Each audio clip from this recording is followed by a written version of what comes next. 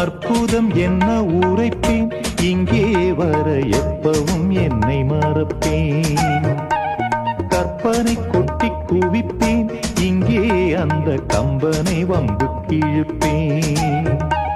வர்ணித்து பாடும் கவிஞன் நான், வண்ணங்கள் தீட்டும் கலைஞன் நான். சிந்தனை தேரில் ஏறியே சுற்றிட ஏங்கும் இளைஞன் நான். கண்ணில்